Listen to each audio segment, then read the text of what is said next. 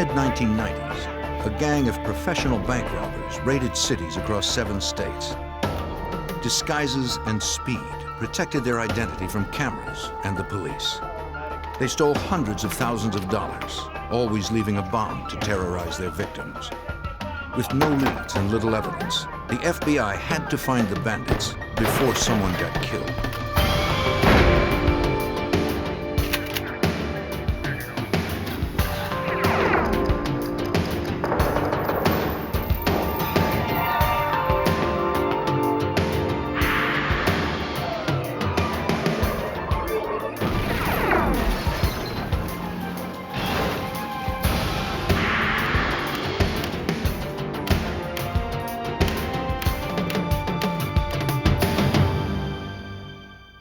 Across the Midwest, a band of armed robbers struck banks at the rate of nearly 1 per month. They attacked with lightning precision and lethal force. They were in and out in 5 minutes. I'm Jim Kallstrom, former head of the FBI's New York office. The stakes were raised when the FBI discovered the robbers had an agenda beyond personal wealth. To stop these violent extremists, the FBI need to capture their terrorist leaders.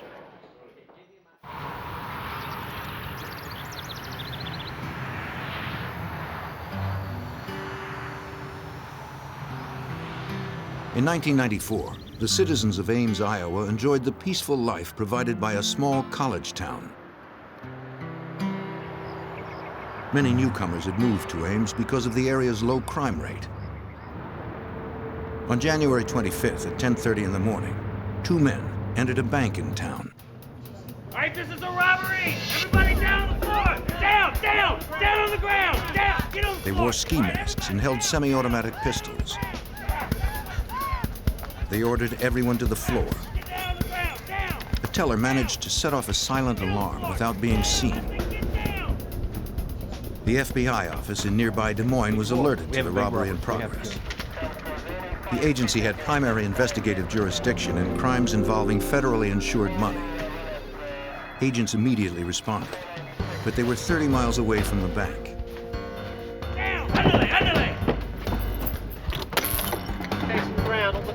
The bandits quickly emptied the cash drawers.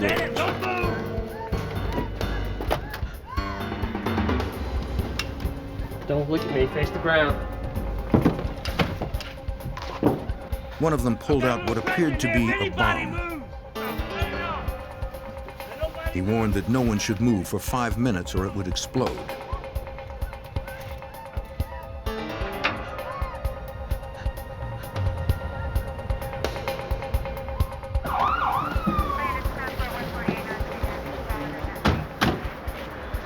The employees and customers evacuated as soon as they could. The local police cordoned off the bank as explosive experts worked inside. The bomb proved to be a diversion. 2 road flares bound with duct tape. The employees described how one of the gunmen leaped over the counter to grab the money. They grabbed thousands in cash and were in and out of the bank in less than 5 minutes.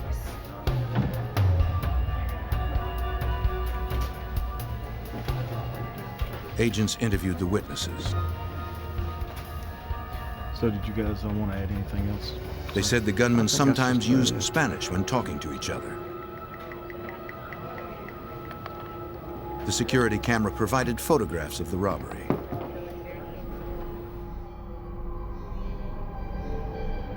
Ski masks effectively hid the faces of the assailants.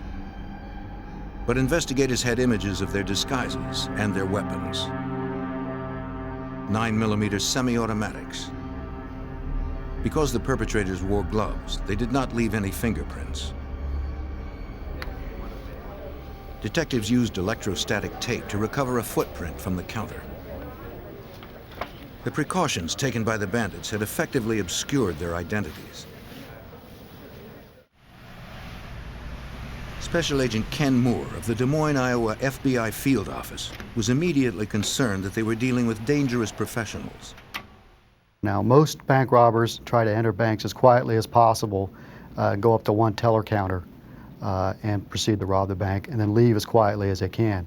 These individuals came in very violently, fast. Agent Moore wanted to apprehend the suspects as quickly as he could. But the FBI had nothing of value to lead to their identity.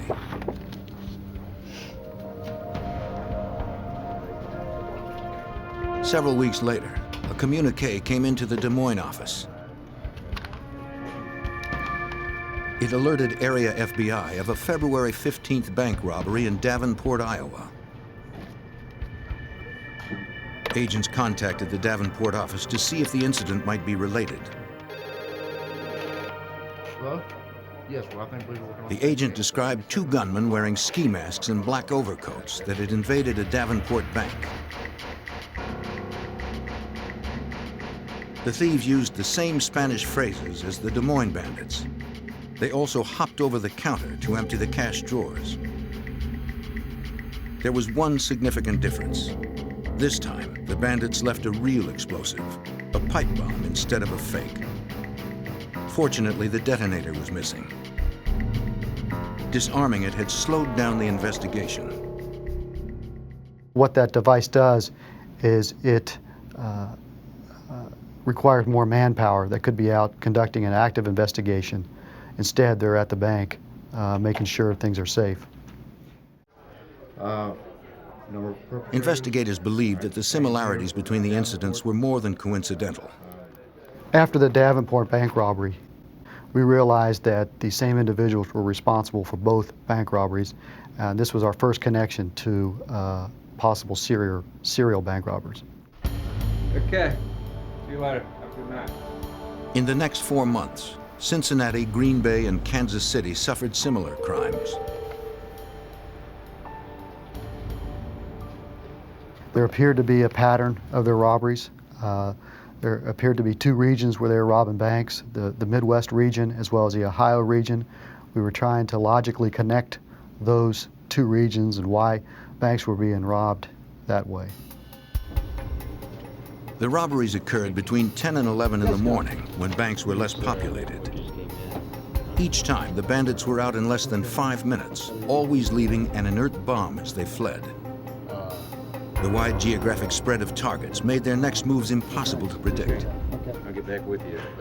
The FBI needed to find some evidence that would lead to the suspects. On June 8, 1994, the bandits hit a bank in Springdale, Ohio. They drove away with over $11,000. A bystander saw them use a brown Chevrolet as their getaway car. On June 17th, a security guard became suspicious of a car on his employer's lot. It had been sitting for a week without anyone claiming it. He saw a police scanner. He also spotted a pager next to a stained $20 bill. A Springdale officer came out to check the car. He began a search to ascertain the vehicle's ownership. He made an effort to force open the glove compartment.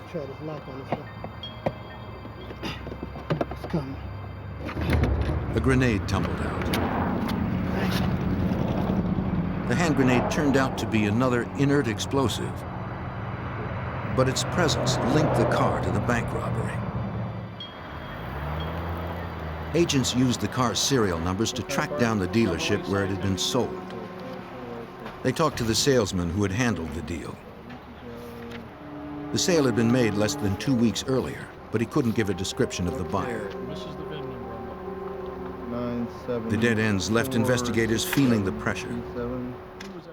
We were becoming frustrated because the escalation of violence seemed to have been increasing. They were more brazen, were brandishing firearms, scaring bank employees. They were scaring customers, leaving behind booby traps. So we were very frustrated and we were concerned. On December 27th, the bandits finished 1994 with their 12th robbery in as many months. They hit a bank outside St. Louis. This time, there were 4 gunmen. Now we were concerned over possible takeovers of banks, possible entry into the bank vault. With 4 people, there's a lot more they can do. Bystanders at the St. Louis robbery saw the bandits put on their ski masks before entering the building. A teller got a glimpse of one of them inside the bank. These witnesses helped FBI artists make composite sketches of the suspects. The FBI distributed the drawings to other agencies and the media. It was slightly curved. They hoped it might bring someone forward who might know something more. The television and news reports generated hundreds of calls into the FBI offices. Agents followed up on all credible tips, but none provided any lead value. The assailants communicated with the media as well.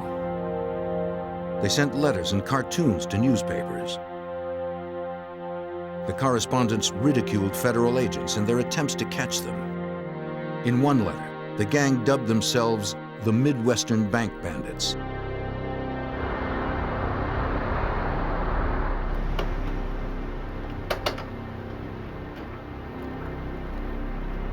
The bandits sent another message to authorities in one of their getaway cars. An investigator searched a vehicle used in a robbery near St. Louis. On the front seat, the gang had left a newspaper clipping about Timothy McVeigh, the Oklahoma City bomber. In less than 2 years, the bandits had hit at least 15 banks across the Midwest. By the end of August 1995, agents from 7 states and FBI headquarters gathered in Louisville, Kentucky.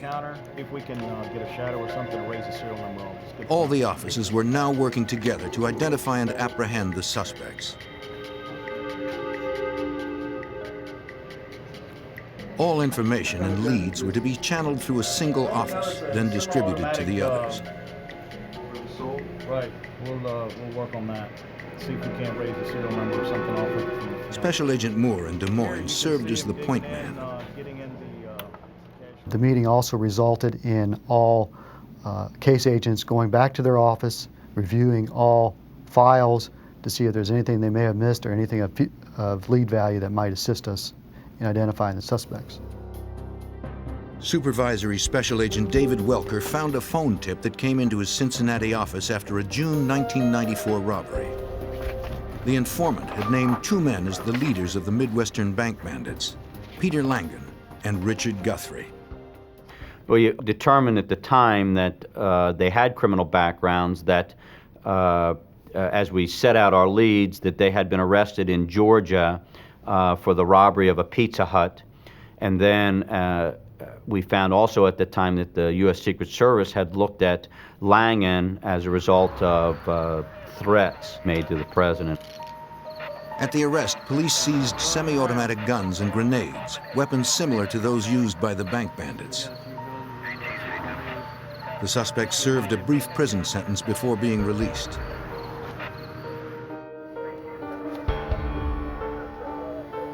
Agent Welker was able to pull their mugshots.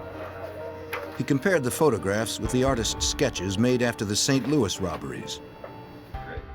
And they were so close then that it was phenomenal. It appeared that the composite artist used these photographs to draw the composite drawings. That's how close they were. Agents now had names for the gunmen. In pursuing them, the FBI was about to uncover a far more deadly plot than bank robbery. In 1995, the FBI hunted the Midwestern Bank Bandits. The day before Thanksgiving, the 4 gunmen struck another bank in St. Louis, their 21st robbery. Their disguise included ATF hats, the same caps worn by federal agents from the Bureau of Alcohol, Tobacco, and Firearms.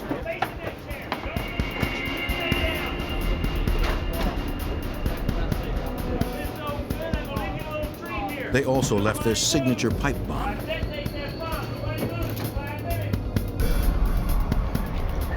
None of these explosive devices had gone off.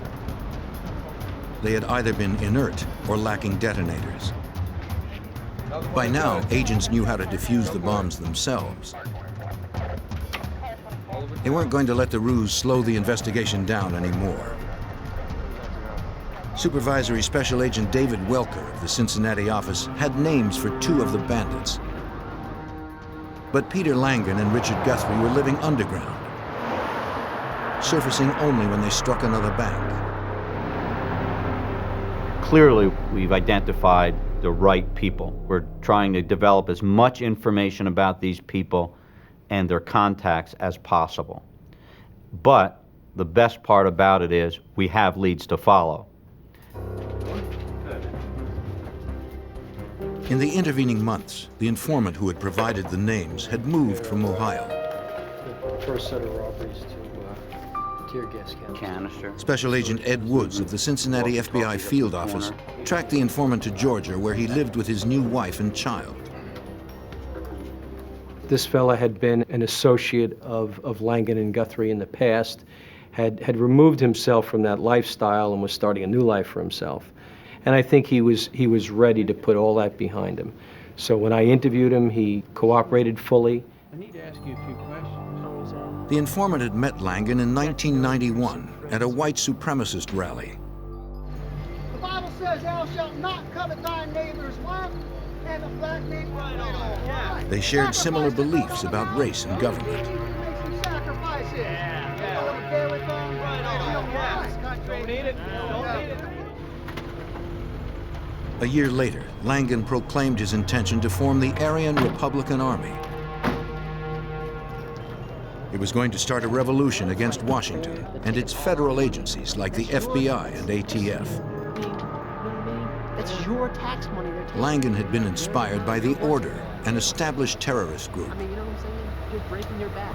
You know what I'm saying? The Order had financed their racist agenda by robbing $4 million from banks and armored cars. Hey, how's it going? That evening, Langan introduced Guthrie as his compatriot. Explain all about that. Yeah, definitely. We can, 2 months before the first bank robbery, they asked the informant to become a member of the Aryan Army. Well, I've got some stuff here. I think that He declined to join the new we gang, can certainly use some of it. Yeah, here. but he did agree to pitch in.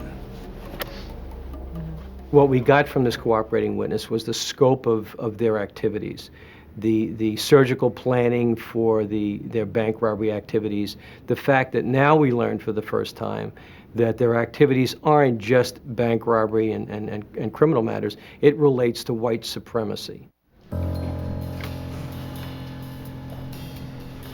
The informant helped Langan case the bank in Springdale, Ohio.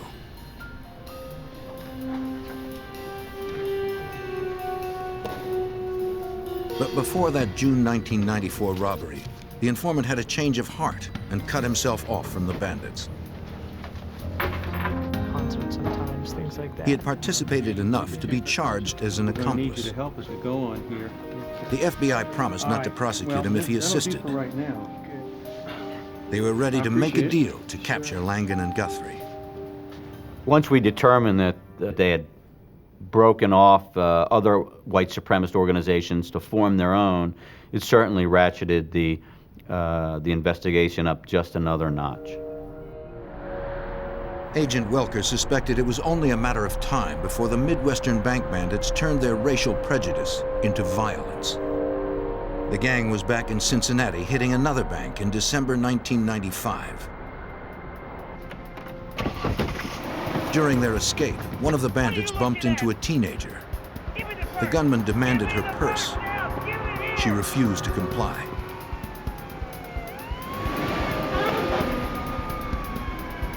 Only the sound of approaching sirens prevented the young woman from being seriously hurt. Betting that the bandits were still in the area, Agent Welker brought the informant to Cincinnati. You know the fellows that are involved. Upon arriving, the informant agreed to re-enter the white supremacist movement. Make sure that he has your pager. Agents instructed Okay. him to page the FBI when he Ed, made contact you and with I the stay suspects. contact now. So, say what you But do. investigators became frustrated when more than a week passed without any results. Since he's been here for a week and a half and has provided no information at all and has arranged no meeting, has virtually done nothing, I was more than skeptical as to what this cooperating witness could do for us. And I was prepared to send him home because of my disbelief at the time. At 2:30 in the morning of January 17th, 1996, the informant paged the FBI. The call roused investigators from sleep to a secret meeting. The informant claimed to have found Guthrie.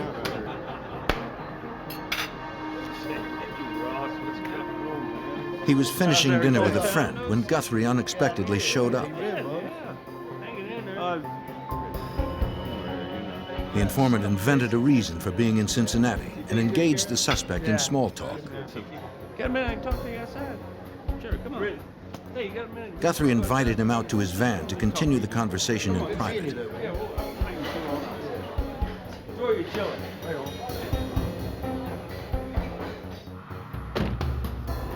While they sat in the parking lot, the suspect asked his old friend to reconsider joining the gang. Some serious stuff here. You talking about a little bit. Guthrie showed off an assault rifle and a bag of armor-piercing bullets. Yeah. The informant provided a partial license plate number and description of Guthrie's van. Agents still doubted his credibility.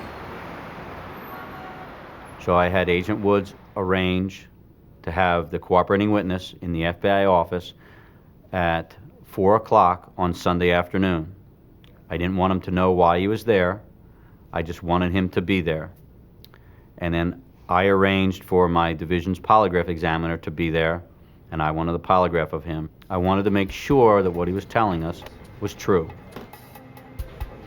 The informant agreed to take a lie detector test. I think he's lying. You think he's lying? He's all over the place. Give him a chance and he didn't tell us. The examiner determined that the young man had been deceptive in his answers during the test. I'm telling the truth. Listen. The piece of paper there, this polygraph doesn't lie. Listen, He I have insisted he was somebody telling the who's truth. I can make a quick phone call. Please, let me make one phone call. What's that gonna I can prove it. I can give you prove it. one more phone call. chance. Yes, one come on. phone call. Make it a good one. To prove it, he placed a call to the friend with whom he had had dinner. Hey, what's going on, man? Good, man. Yeah. The speakerphone allowed the agents to hear everything. Hey, what happened with you and Guthrie, man? He took you out in the van. Yeah, Guthrie wants you in, man. Yeah. Without prompting, the Yeah, friend we did. We immediately spent some asked time about his together. time with Guthrie. So now we had to make a decision, and the decision is, do we believe the polygraph or do we believe the phone call? I think at the time, the decision we made was the right one. That is, we have to believe the phone call. It was an unprovoked response by the friend. The informant arranged to meet Guthrie on Monday at their mutual friend's apartment. FBI agents assembled an arrest team. They staked out the location, ready to capture the suspect when he arrived.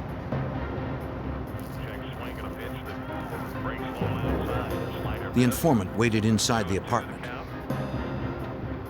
The friend did not know why the meeting had been arranged. Guthrie had promised to come sometime between 4 and 5 p.m. 5 o'clock came and went without the white supremacist arriving. The informant knew that more than his credibility was at stake. So was his cooperation agreement. If the FBI believed he had deceived them, they would turn him over to prosecutors for bank robbery. At 5:20, there was still no sign of Guthrie. It looked like the suspect would not show up. Outside, the arrest team grew impatient.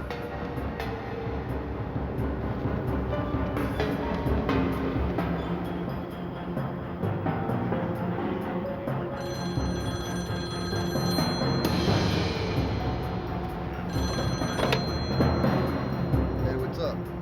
Yeah, he's here. It was Guthrie on the phone. He said they could meet at a nearby pizza restaurant in 30 minutes. All right, 30 minutes. Campbell, you down? Yeah, yeah. The informant needed to get word to the arrest team. He told his buddy he was going out for cigarettes.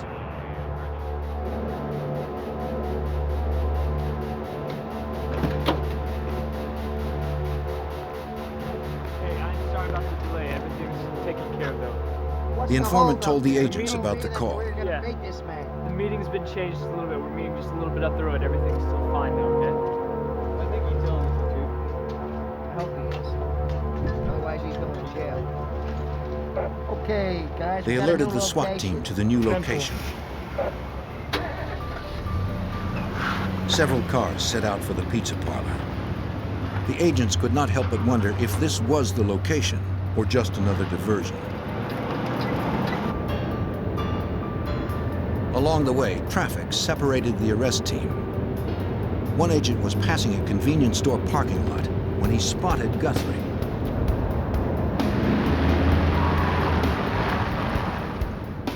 He turned around and radioed to the others that the suspect had been sighted. Guthrie got into his van and started driving.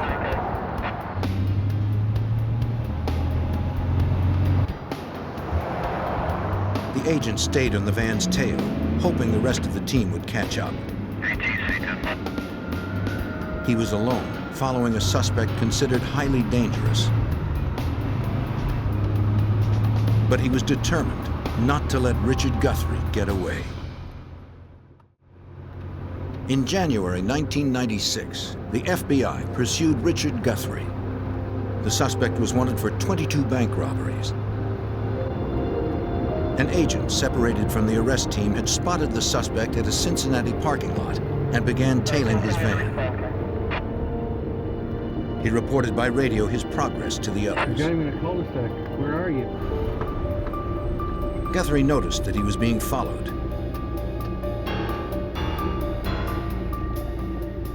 An informant had reported that he was armed with automatic weapons and armor-piercing bullets.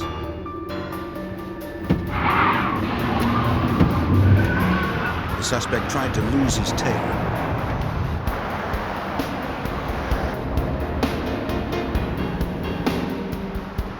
The arrest team caught up with the lone agent and joined the chase. Guthrie couldn't shake them. Get him in a cul-de-sac. He unwittingly turned into a cul-de-sac.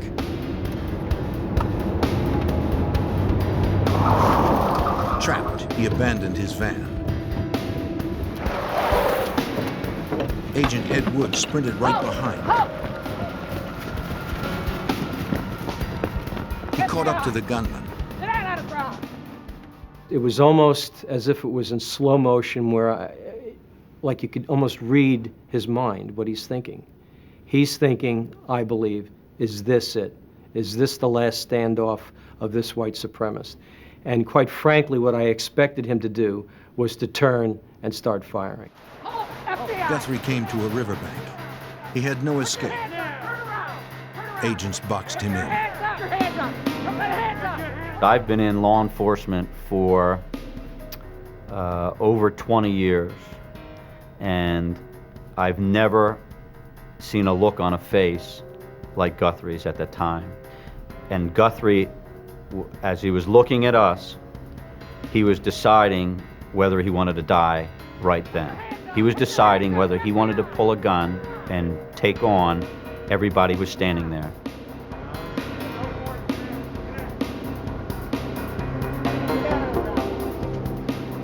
The suspect chose to live. He submitted to arrest. Catching him, it was a huge relief, and catching him to where there was no violence attached to the arrest was even a greater relief.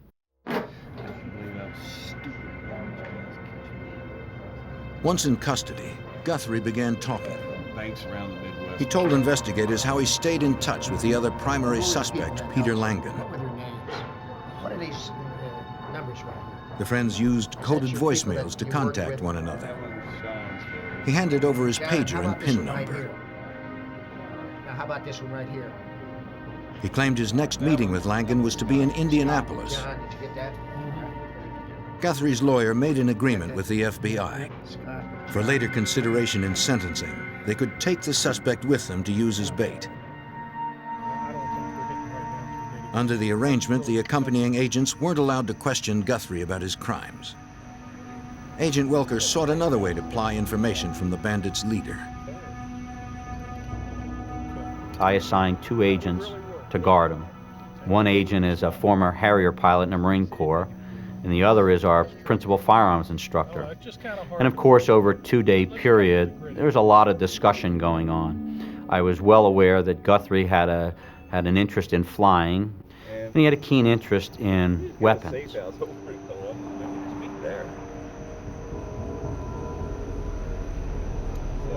During the trip, the agents engaged Guthrie in long conversations about common interests. The congenial strategy worked. The assailant warmed up to his accompanying agents and began volunteering information on the robberies.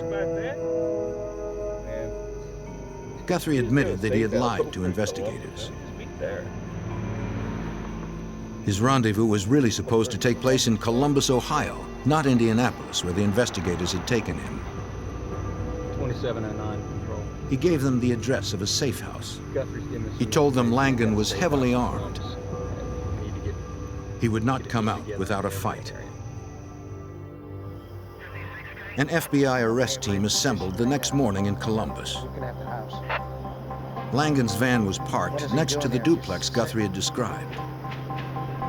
The plan was to wait until the suspect exited his home and got into his van. Then as he pulled out, FBI cars would box him in. This would contain him and prevent a vehicular pursuit. All escape avenues were blocked off.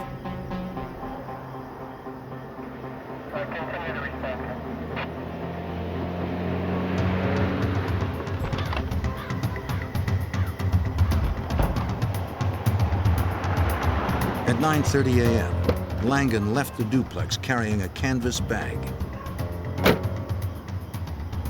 Agents suspected this held an assault weapon.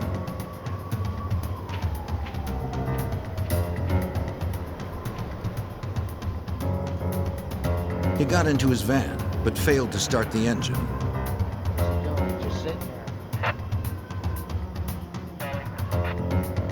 The arrest team waited for the word. Once he was observed getting into the van, the adrenaline for everyone there was flowing. Everyone knew something was going to happen. The suspect sat motionless. Agents didn't know if he was planning something. He seemed as if he anticipated the arrest. Finally, the signal went out to move in. Let's take him, let's take him. In what agents thought was a suicide move, Langan had decided to put up a fight.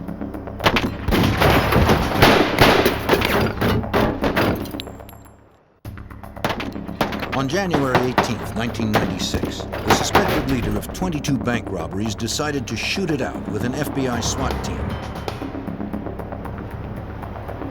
Supervisory Special Agent David Welker of the Cincinnati office led the arrest team. Someone who's going to pull a gun on 20 or more FBI agents is one nasty dude. He's one nasty criminal. Peter Langan was one gun against many. SWAT team bullets pummeled the van. It was over within moments, but not before 50 rounds had been fired. Langan survived and surrendered. Despite the hail of bullets, he suffered only minor injuries to the face and back. After 2 years of pursuit, the leaders of the Midwestern bank bandits were now in custody. 2 other accomplices remained at large. The van was filled with semi-automatic guns, ammunition, and grenades. Inside the canvas bag, agents found a 9mm semi-automatic pistol. It was the same make of weapon that the bank bandits used. Evidence inside the duplex confirmed the bandits were more than a gang of thieves.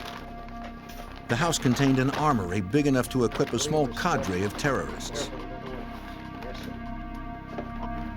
Agents found ski masks, FBI hats, police uniforms, and false IDs from nearly every state of the Union.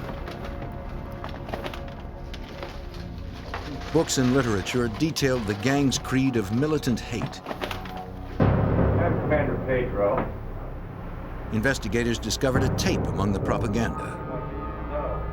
It targeted young white males for recruitment into the Aryan Republican Army. Today, we are preparing to take over the USA. Tomorrow, the world. Please have a seat. A Columbus bank teller had briefly glimpsed the face of one of the bandits 17 months earlier. See anybody that you recognize, please. Detectives gave her a photo lineup, hoping she could remember enough to make an ID. This gentleman here. Despite the intervening months, she picked out Langan from the array of similar-looking men.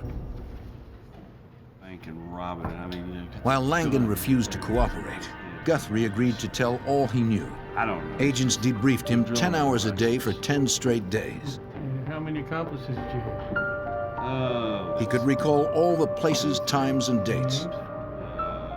It took 99 pages to detail the 22 robberies. Scott and John, okay. But when it came to his at-large accomplices, Guthrie only knew their first names. The bank bandits had been assembled like an underground terrorist cell. Personal information on others was kept to a minimum to prevent capture. Guthrie could only offer that the man he knew only as Scott was involved in music. The man he knew as Kevin was the nephew of a police officer. This is Supervisor Special Agent. Both lived in the Philadelphia area. Yeah. The scant information was forwarded to Pennsylvania.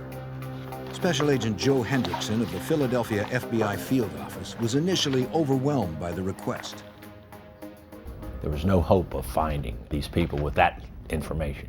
I sat back and had a cup of coffee, and then I said, well, I'll go contact the Philadelphia Police Department.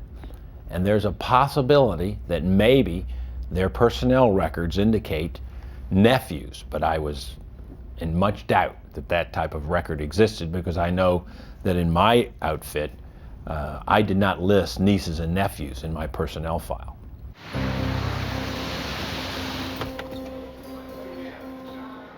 Philadelphia had 7,000 police officers, any one of which could be Kevin's uncle. The search began at the intelligence division of the police department. An officer knew immediately who the FBI was looking for. The division had been keeping tabs on white supremacists in the area. Intelligence officers had kept them under surveillance for over a year.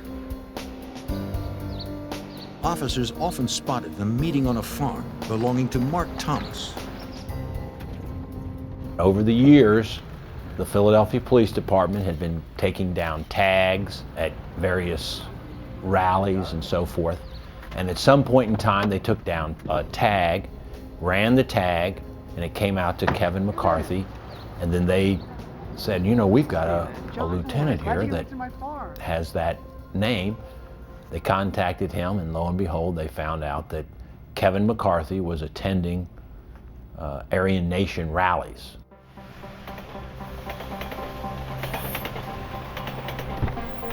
Hendrickson put a surveillance squad on Kevin McCarthy. They observed him repeatedly visiting a recording studio in Philadelphia. Agents noted the license numbers of the cars outside the business. They ran the plates for all the people going in and out. One of the vehicles belonged to a man named Scott Stediford. He managed the studio and also played drums in McCarthy's band. From his amateur photo, Guthrie confirmed that this was the Scott he had worked with. Using that same photo, a witness also recognized Stediford as the getaway driver in the Des Moines robbery. An arrest warrant was sent to Philadelphia.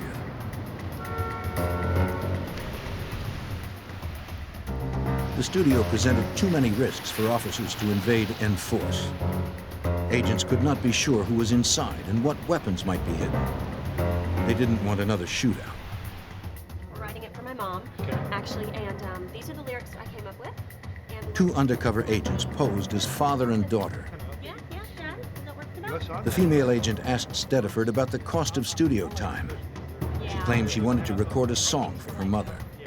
Can you grab your guitar? As Stediford considered a quote, the undercover agents confirmed that he was alone and unarmed. FBI, freeze! Up! Okay, turn around. Up. You're under arrest. Turn around. Hands behind The your agents drew on him. They placed him under arrest. Nothing to do with that. The FBI did not have an arrest warrant for Kevin McCarthy. They feared that he would run once he heard about Stediford's capture. What we ended up doing was we brought his uncle, the Philadelphia police officer, with us. We felt that with his blood relative, the law enforcement presence, and the total set of circumstances, that we hoped that he would somehow be convinced that the thing to do would be to cooperate. The uncle entered the basement bedroom. He disarmed his sleeping nephew. The agent woke the young man. Kevin? Special Agent Henderson, FBI. Son? He began explaining that it was in McCarthy's best interest to cooperate with the FBI. Yes, okay. We kind of know what went on today. We know who Only did it. suspicion tied the young man to the If you do crimes. that, things are going to go a lot easier on you, all right? The agent needed a confession. You have something you want to give us? He showed McCarthy the 99-page admission made by Guthrie. And when he saw this report describing every bank robbery, what they did, where they went, he realized that we had all the information. He just didn't realize that we had no evidence. The young man was overwhelmed. He voluntarily turned over the weapon and clothing he used in the robberies. When he began to confess, his uncle stopped him and advised him to get a lawyer.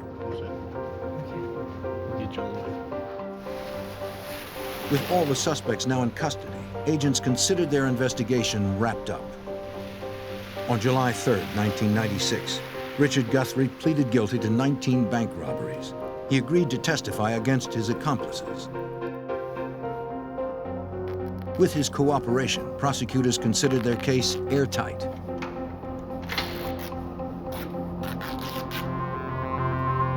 Nine days later, the cooperating witness hanged himself in a jail cell. The suicide devastated the government's case. Now, that created a major problem for the prosecution because since Guthrie could no longer be cross-examined, his information couldn't be used directly against Langan. If the other bank bandits were going to be convicted, the FBI had to find someone else who could corroborate Guthrie's confession. In 1996, the legal case against the Midwestern bank bandits was on the verge of collapse. The chief cooperating witness had killed himself. Without his testimony, the evidence against his captured co-defendants was slim. Special Agent Joe Hendrickson spearheaded the investigation in Philadelphia. These bank robbers were very, very good, and the evidence that they left behind at every robbery was zero. They were fully masked, fully gloved.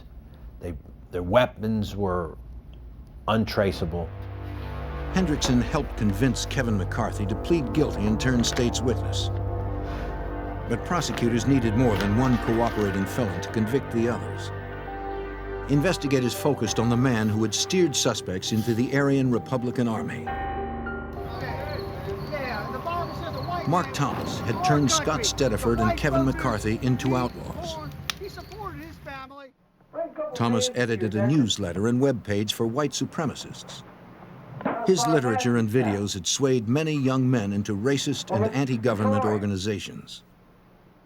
And we felt that even though he was not personally involved in these crimes, that he had caused these crimes to come about, and therefore he was responsible.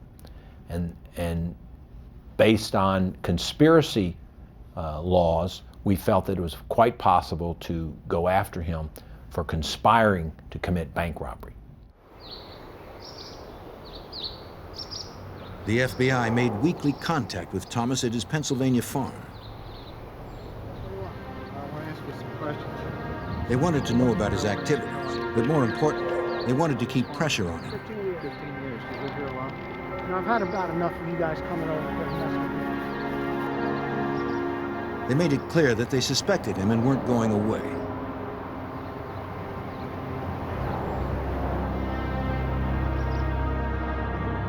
Cool. Kevin McCarthy told investigators that he and Scott Stediford had stayed at Thomas's home. This stuff is going to change your life. Yeah. He acted like a father figure to them and warned them of the coming race war. He brought the young men to live in Elohim City, a white separatist compound in Oklahoma. During the summer of 1994, Thomas invited them to join the Aryan Republican Army. In mid-October, Scott Stediford agreed. He participated in his first bank robbery 2 weeks later.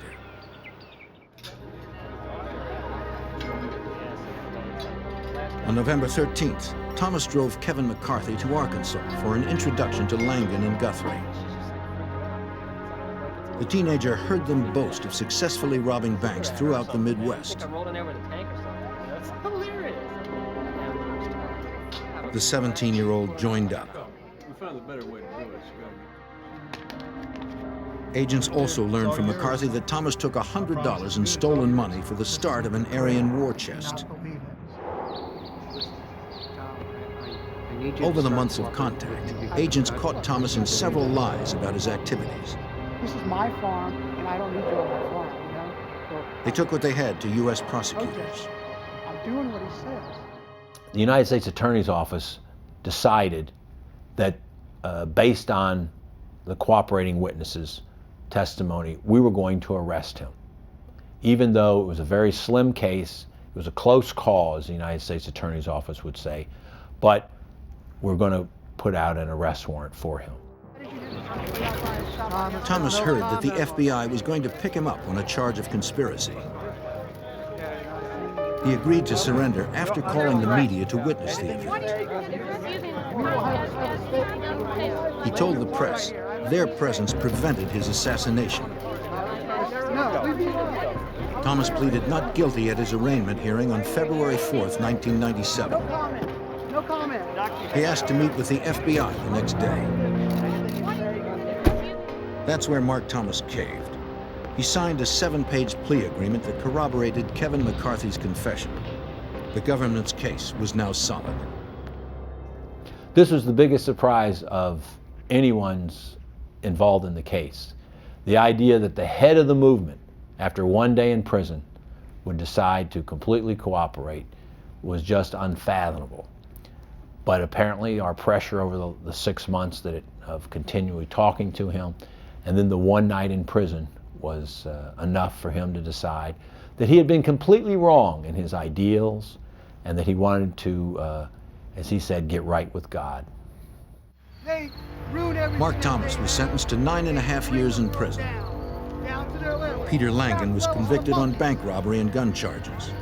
He received life without parole. Kevin McCarthy got 5 years. His testimony helped convict Scott Stediford on 2 counts of armed bank robbery. The court sentenced Stediford to 29.5 years. In America, extremist groups enjoy the freedom to maintain their beliefs. They are constitutionally protected until they cross the legal line. If they engage in outlaw activities, they will find the FBI on a mission to stop them.